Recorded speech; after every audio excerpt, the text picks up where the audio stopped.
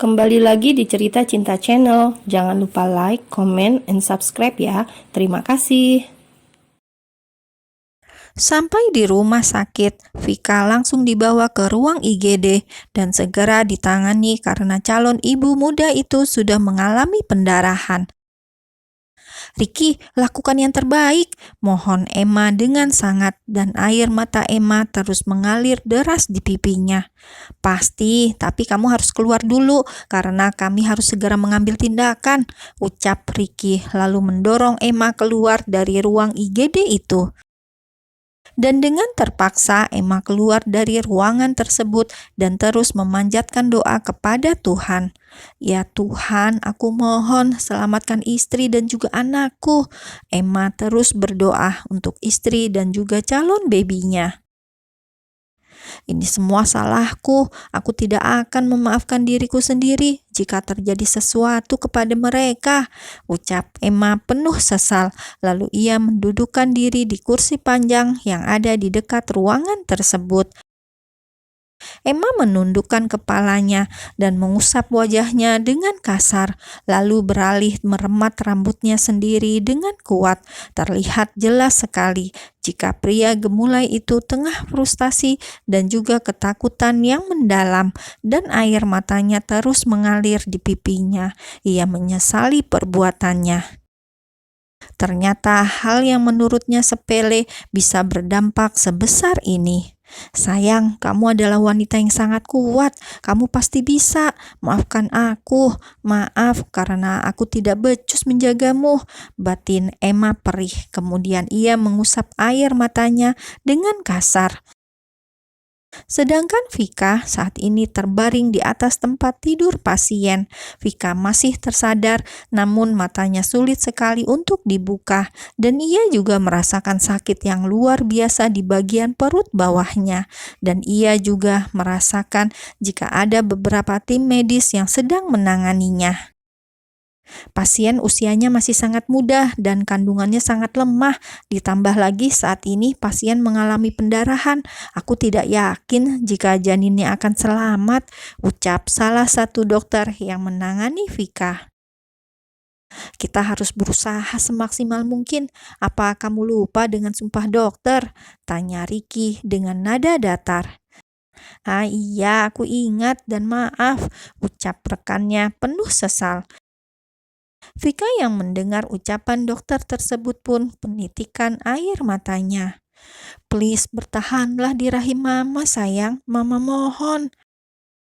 "Ya Tuhan, jangan ambil anakku yang baru saja Engkau titipkan di rahimku. Jangan ambil kebahagiaan kami yang baru saja kami dapatkan." Vika terus memanjatkan doa untuk keselamatan calon babynya.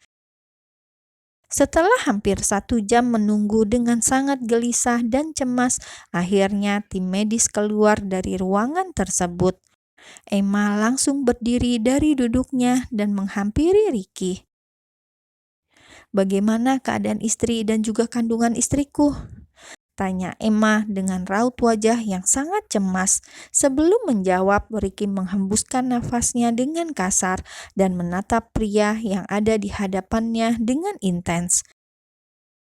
"Jawab, Ki," sentak Emma lantaran Riki tak kunjung menjawab pertanyaannya.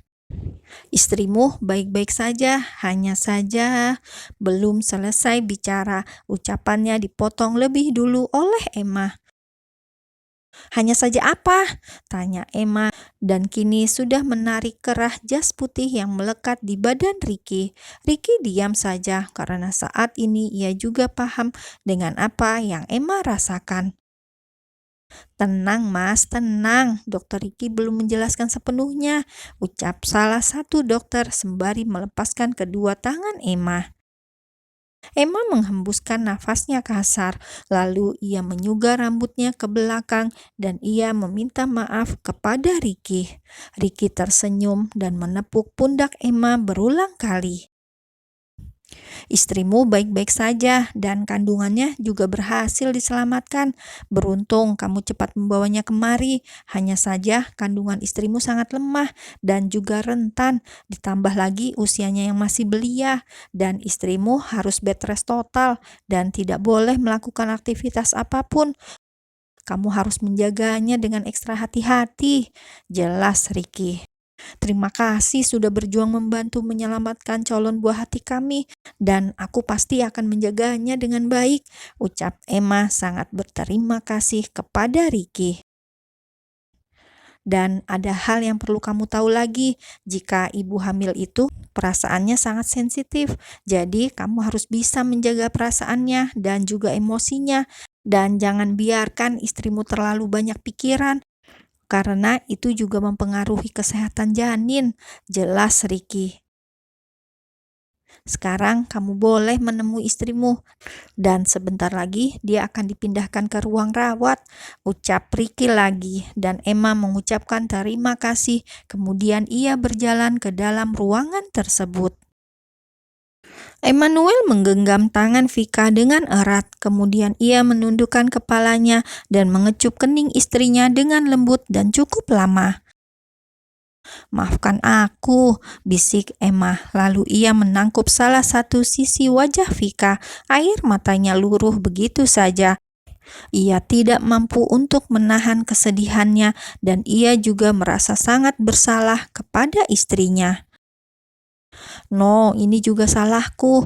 Aku yang tidak bisa menjaganya, ucap Vika. Ia belum tahu jika kandungannya terselamatkan. Maaf, aku mengecewakanmu. Aku bukan ibu yang baik. Maafkan aku, ucap Vika terisak sembari menghapus air mata suaminya.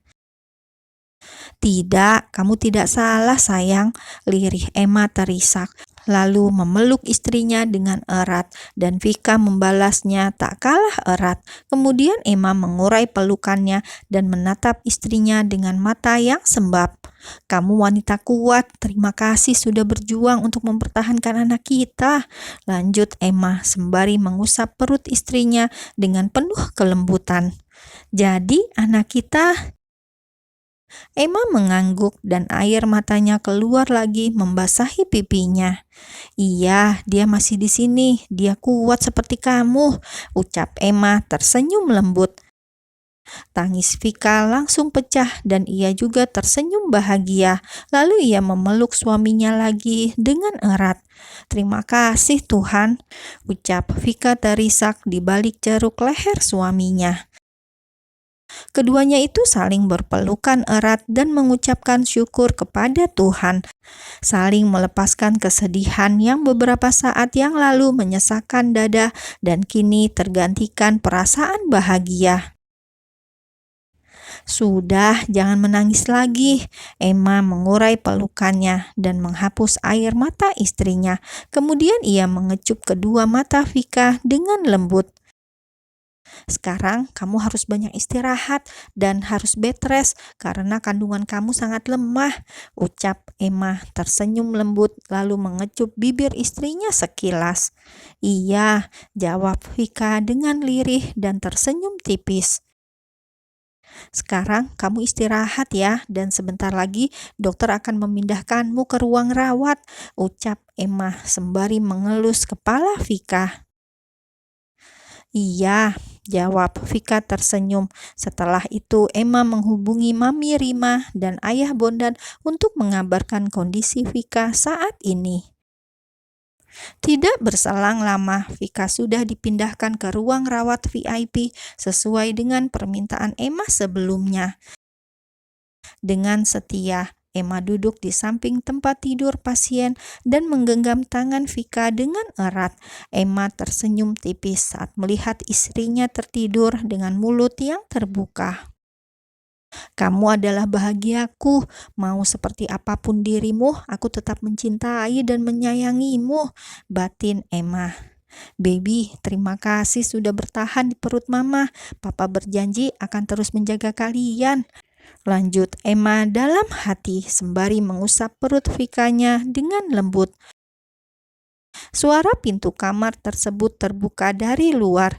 Emma menoleh dan menatap pintu tersebut, dan ternyata Bondan dan Rimalah yang datang. "Bagaimana ini bisa terjadi?" tanya Bondan dengan nada penuh emosi dan menatap tajam menantunya. Emma melepaskan tangan istrinya dengan lembut agar Vika tidak terbangun. Kemudian ia beranjak dari duduknya dan berhadapan dengan kedua orang yang ia segani itu. "Bisa kita bicara?" ucap Emma dengan nada yang serius dan menatap ayah mertua dan maminya bergantian. Kemudian Emma berjalan keluar dari ruangan rawat tersebut dan diikuti oleh Bondan dan Rima. "Sebenarnya ada apa?" tanya Rima saat sudah berada di luar ruangan itu. "Aku yang seharusnya bertanya, kalian ini kenapa?" Emma balik bertanya. "Kamu belum menjawab pertanyaanku. Bagaimana bisa Vika seperti itu dan hampir kehilangan bayinya? Apa kamu tidak becus menjaganya?" ucap Bondan dengan nada penuh emosi.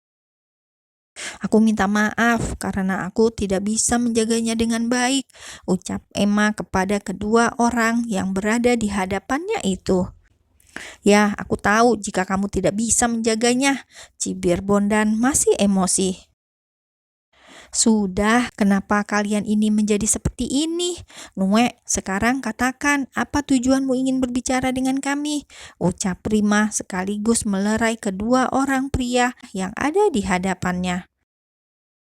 "Sekarang katakan, apa mau kalian?" tanya Emma tegas dan menatap tajam kedua orang itu. "Maksudmu apa?" Bondan dan Rima bertanya bersamaan. Emma tersenyum miring dan menghembuskan nafasnya dengan kasar. "Bukankah kalian saling mencintai?" ucap Emma menatap kedua orang itu bergantian. "Ngomong apa sih kamu?" ucap Rima karena ia belum tahu jika putranya sudah mengetahui hubungannya dengan Bondan. "Ya, kami saling mencintai," jawab Bondan tegas. "Bondan!" sentak Rima dan menggelengkan kepalanya. Emma tersenyum saat mendengar jawaban tegas dari ayah mertuanya. "Aku beri dua pilihan untuk kalian, menikah atau saling menjauh," ucap Emma membuat Bondan dan Rima terkejut. "Kamu gila," bentak Rima. "Ya, aku gila dan aku akan lebih gila lagi jika istriku nanti akan memikirkan hubungan kalian terus-menerus," ucap Emma dengan emosi, membuat kedua orang itu terdiam kaku. "Ya, Vika seperti ini karena terlalu memikirkan kalian setiap hari dan sepanjang malam hingga aku merasa lelah. Dan tanpa sengaja aku membentaknya," ucap Emma penuh sesal. Bondan dan Rima sangat terkejut dengan pengakuan Emmanuel. "Jadi tentukan pilihan kalian sekarang," ucap Emma lagi. "Aku akan menjauh," jawab Rima dengan berat hati. "Aku akan menikahi ibumu," jawab Bondan, membuat Rima membelalakan matanya dan menoleh ke arah Bondan. "Apa yang kamu katakan? Aku tidak setuju," tolak Rima dengan tegas. Kemudian ia memasuki ruang rawat Vika dengan perasaan yang tidak menentu.